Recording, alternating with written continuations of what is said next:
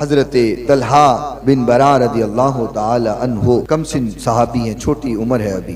तो हुजूर नबी करीम सल्लल्लाहु अलैहि वसल्लम से मुलाकात करने के लिए तशरीफ़ लेकर के आए और हुजूर के आकर के उन्होंने पहले कदम चूमे, आका के कदम चूम रहे। और तिबरानी के अंदर ये रिवायत मौजूद है। आज लोग फतवा लगा देते हैं किसी के हाथ चूमे जाएं तो जी शिरक हो गए, अगर कदम चूम लिए जाएं तो शिरक हो। आज लोगों ने शिरक का जो फतवा है वो तो घड़ के रखा हुआ है, जिस पे दिल किया उसके ऊपर थोम दिया। बाज वो जो शिरकों के फतवे लगाने वाले कहते हैं जी हुजूर के जमाने से हम हैं। मैंने कहा ऐसा नहीं हो सकता, अगर तुम हुजूर के जमाने से होते तो फिर माअज़ल्लाह सहाबा पे भी फतवे यूं ही लगाते जैसे आज हम पे लगा रहे। जब सहाबा हुजूर के कदम बोसी कर रहे होते तो तुम तब भी फतवा लगा देते ये शिरक है। इसका मतलब तुम हुजूर के जमाने में नहीं थे, तुम आज की ही पैदावार हो, तुम हुजूर के जमाने के नहीं।